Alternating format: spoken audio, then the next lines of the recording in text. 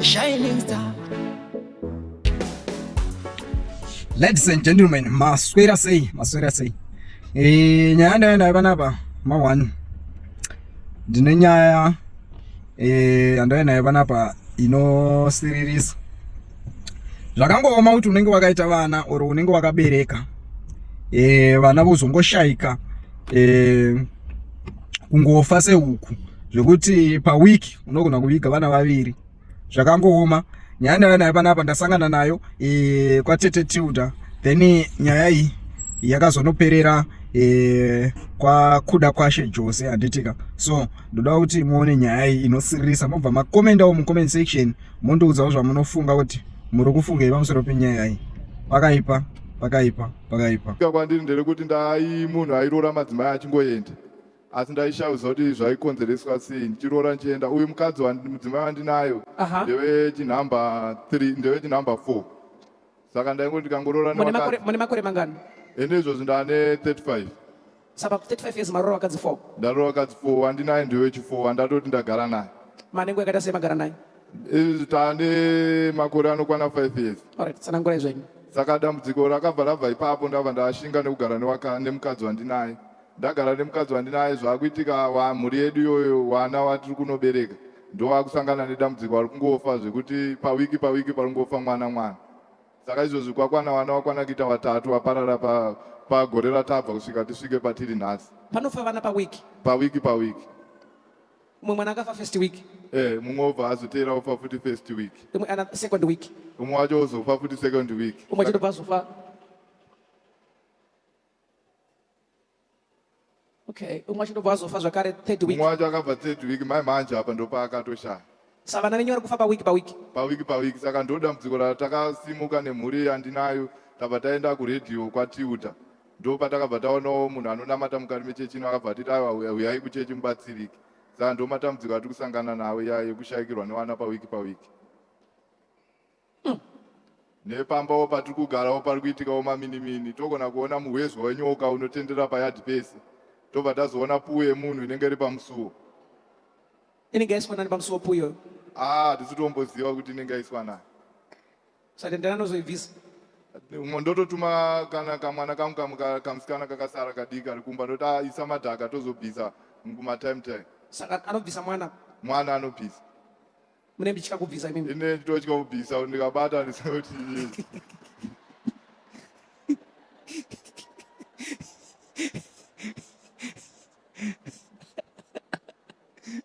tikuseka si problem.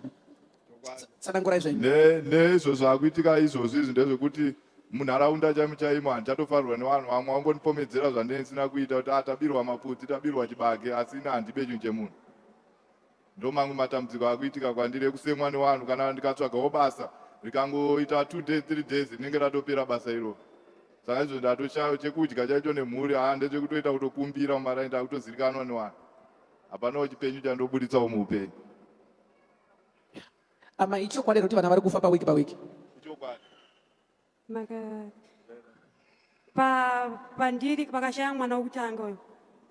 Ndaitwa pupu yacho ndeyehuku. Yehuku? Yehuku. Ndakatoti baba nywidhai munhu akatonywidha kana pupu. Makaitwa pupu yehuku? Pai? Pamubhurugwa remukati. Ndakatoshaya kuti chii. Kana maraini mesa richatombodiwa kana basa chairo. Vangoenda kubasa wiki ripere nenge vachisemewa nevamwe vanhu. Ndakutoshaya chii kuti ndangoberekera pasi here. Vana vese kungopera kufa. Ndakungoshaya kuti ndoitawo sei. Mumwe mwana wacho wakutorotomoka kutotara masitei wamwe vanhu akashaya. Ipapa ndikutoshaya kuti angodedza vamwe vanhu vava ndikutoshaya kuti pamwe anototera vamwe vanhu vakashayiwa. Saka mwana wamasara naye wachari kudedza vamwe vakafa? Akutodedza kuti mama una ipipi uyo pipi. Kana ndakafuga kana chari yake andosvika chiwemedza kuti mama una ipipi ari apo. Iyo mwacho akafa mupenyu ndiye akachiti mama una ipipi ari apo? Ndakutoshaya kuti chii. Kana murume kana mabasa chaiwo tinongoswera tingodungamidzana mumaraini. Kana basa hapana chaanoita. Kana chikafu chaicho hamuna. Zvinhu zvokungokumbira mumaraini. tibatsiriwo tione murume angaendawo kubasa tege kunge tiwachiseka chenyika. Ko vamwe vacho chii chiri kunetsa? Ini dambudziko riri kundinetsa nderekurohwa nezvinhu zvakatonditangawo ndakura ndaane mwana wekutanga 1. Saka ndo pakatanga dambudziko racho rokurohwa nezvinhu. Ndinowanza kurohwa nguva dzeusiku, asi pandorohwa nezvinhu izvi ndobuda ropa mukanwa nemumhuno, ndobva ndakaita semunhu akutobuda mumba ndichitomhanya semunhu akutorasika njere. Saka ndo dambudziko racho riri kunyanya kundinetsa zvekutoti kana mwana wangu izvozvi ndangozomusiya hangu, but dambudziko racho rakutonenhaira nekuno mwana. Saka ini zvakutonditambudzawo kuti ndoitawo sei, nokuti dambudziko iri handisiuziva kuti riri kubvawo kupi kana zvikonzerwa nani. Munorohwa nezvinhu bva maita sei? Ndotobva mumba nditomhanya zvokuti nzvimbo yatinogara nemakomo, ndotomhanya ndotozobengenuka ndakuimwe nzvimbo zvokutoti mukadzi wangu akutotya kana kurara mumba chamo nekuti ndiyanoona dambudziko racho parinondiita munguva dzeusiku. Mukarohwa nezvinhu munongobuda mumba muchimhanya? Ndotobuda mumba, mukadzi wangu anenge achiedzawo kuitawo nezvepaanogonawo kuzora sauti kuita sei, asi pandinenge ndakuedza kubengenuka mukadzi wangu anototizawo nevana nokuti anenge akutotyawo kuti pamwe ndogona kumurwisa panguva yacho anenge ndakurasika njere. Saka pamwe pazvinokubatai munoenda nzvimbo dzakaita sei? Makamboita sei? Chii chakamboitika? Makambowanikwa muri kunzvimbo dzakaita sei? Pazvakatanga ndakamhanya ndikaenda kunobudira nzvimbo yekuti yandakamhanya yacho ndakabudira ndamurwizi chaimo, mamundone mvura ndaitoita sendechinhu chandikurwisana nacho. Kamangwana yacho panguva yandanga ndabengenuka ndakamuka miri wese wakazara minzwa, ndikabayiwa murwizi yanga ndiri. Baba, ihope dzamunotaura kuti chii? Hadzisi hope, zvinhu zvinotoitika panguva iyoyo pazvinenge zvandibata panguva yandinorohwa nezvinhu zvacho izvo, ende zvinhu zvacho handinyatsooziva kuti chii nokuti zvinowanza kundiita nguva yeusiku. Mukarohwa nezvinhu, pamakarohwa nezvinhu makanopatika mamurwizi? Ndakatopatika ndamurwizi, but ndandisina hembe hembe chaidzo dzekuti ndakapfeka nokuti izvo ndakutotya kurarawo mumba, ndakatobvisa hembe, ndakutorara ndine hembe nguva yese nekuda kwedambudziko iroro, nokuti handitorina mufaro izvozvo kuti nditsvagewo kana basa chandototya kuti ndikatowana basa racho ndisati ndaziva kuti dambudziko racho rapera kana kuti harina, ndinogona kundibata ndiri kubasa kwacho, ndinogona kungoenda nekoko nekuti vanotaura vacho vanobatsira vanenge vachiti dambudziko iri. Nai baba, matimi makabatwa nezvinhu izvi rimwe zuva ndobva matiza mumba? Ndizvozvo chaizvo. Ndobva mapatika mamurwizi? Ndizvozvo chaizvo. Musina kusimira? Ndisina kutombosimira zvekuti ungoti unongori usiku chete ndozongodzoka, nekuti unongori usiku, asi dai ari masikati ndogona kusatodzoka nokuti nei ndisina kana chekutoti ndakafukira.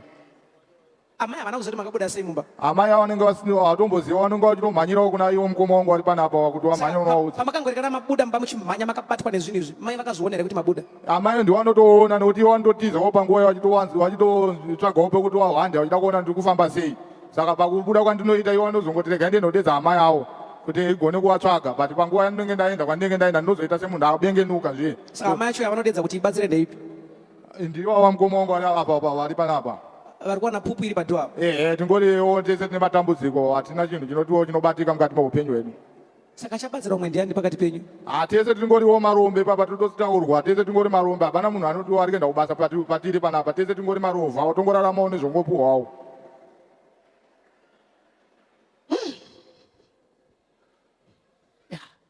Totoshaya kuti anokumbira umwe ndiani, nokuti ininiwo dambudziko ndinowanawo inini anenge asinawo mari mumwe wangu, ininiwo kana iye angava nedambudziko handinawo mabatsiro anomuita nokuti mari yacho nendisinawo. Saka tese tingori vanhu ungotiwo tingotsvagawo rubatsiro, dai tagona kubatsira. Ndosaka takatozoendawo pamhuri yeZimbabwe paredhiyo kuti dai tikakwanisawo kuonawo munhu anotibatsira, nokuti tataedzawo nekutotengesa nemagumbeza chaiwo kuti pamwe tingabatsirike mumatambudziko edu. Zvototi izvozvo nemhuri yedu hatitorinawo zvekufuga chaizvo. Magumbezi makaisa kupi? Takatotengesa titotiwo pamwe tibatsirike, kana pekutorara zvakutorara pasi hatitorinawo pekurara. Magumbezi anotengeswa kuti mubatsirike pakuti kudini? Vamwe vanenge vachiti dambudziko ndorigona, asi anenge achidawo mari, isiso mari tinenge tisina. Saka tozongomuti tine magumbezawo, tine zvatinazvowo zvatinenge tinazvowo panguva yacho, ndo zvatakatozotengesa kuti pamwe tingabatsirike, but zvakatoramba zvichingoitika. Saka magumbezi hamusisina? Izvo tingori vanhu ungoti papa tinotokodhonzerana nevana kachira katinenge tinako kekufuga, hatina kana magumbeza, izvo tingori vanhuwo papa. Kona mukoma vari kwekutanga muri kugara pai izvozvi? Ipapa zvinhu zvakatobviswa pamba nemunhu ataincheketera payadhi pake, akatoti bvai panapa ndichade kuonai matambudziko enyu ari kuramba achingoitika pamba pangu, saka mhepo inosara pamba pangu.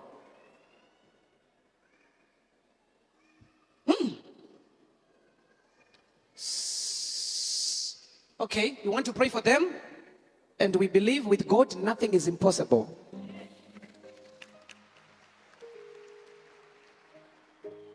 Do you believe that? Yes.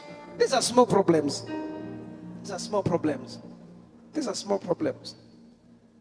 I want to pray for you, my brother. Chusa imi mudiki. Ndirakunamata kuti muone kuti zviri kubva nekupi zvinhu zvingade kuziva.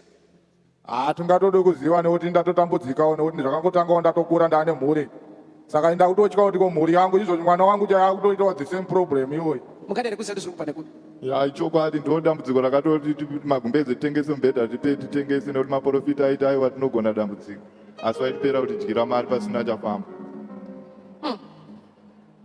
ukoko handichaziva wangu patega tinamatirei kuti vaone chatiraona chati vaite sechiti vaone vazive where you are coming from with your problem.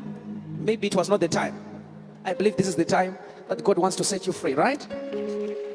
So I want you to vativhare maso enyu ndakuda matirayo muchakotsira mugorota muchaona vari kuzvikonzeresa kuti ndianani muchavaona ipapapo ndakunamatirai muchakotsira muchabatwa nehope ipapapo mugotorota mugotoona vanhu vari kuzvikonzeresa. Father, in the name of Jesus, I command him to sleep right now. Sleep right now. Sleep now. Ndoisahope pauri izvozvi.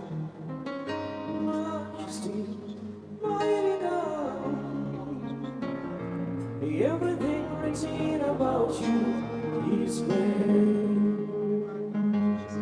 You are great, yes, you are. Oh, you are. You walk upon the sea, you raise the dead.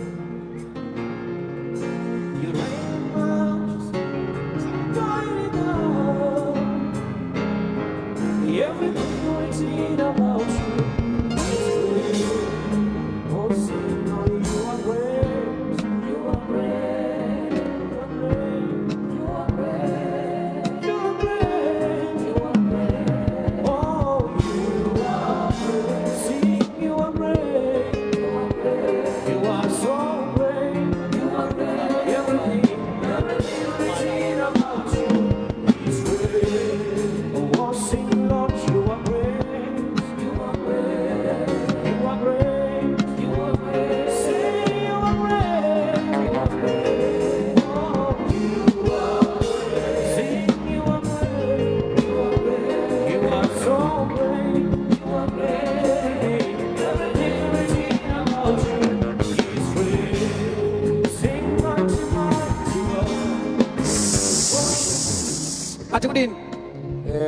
ndanga ndichita sendiri kuona vanhu vanga vakaita sevakaungana asi vanga vakahwandisa zviso zvavo handina kuzoona kuti ndanani asi vaita sevanga vari pakati pemoto. Vari pakati pemoto. Mamushona makamira ipapa? But zviso zvavo vanga vachitanga vakakotamisa zviso. Mapedza kuona ndabva kunamatira zvinhu zvapera ndika?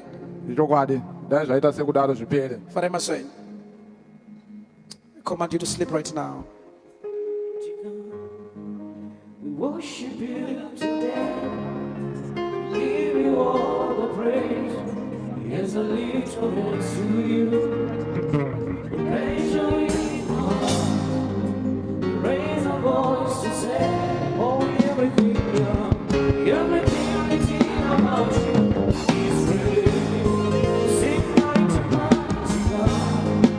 We worship you today. We give you all the praise.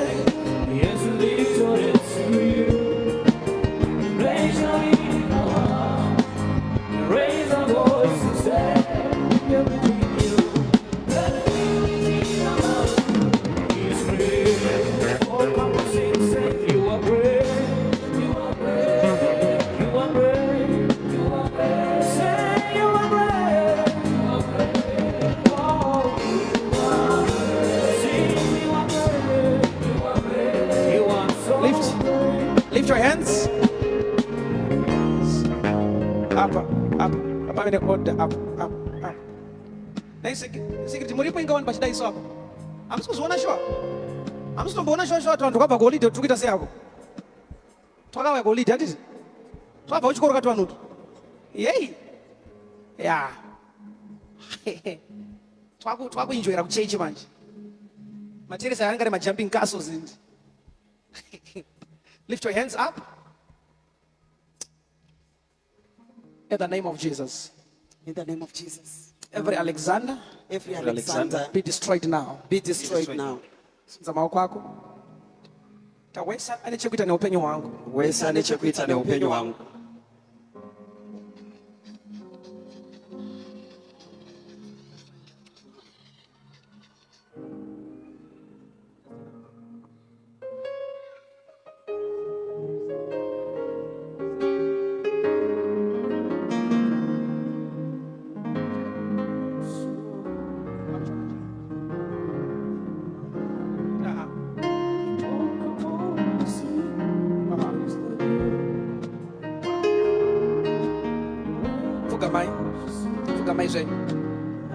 Fugamai.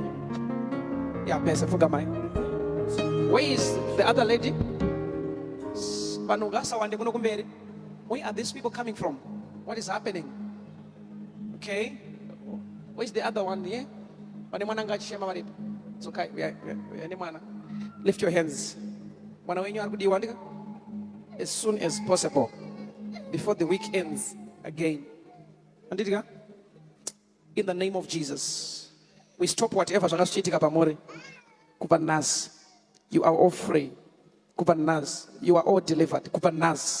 You are free in the name of Jesus. Do you believe that? In Jesus' name. It's done. God bless you.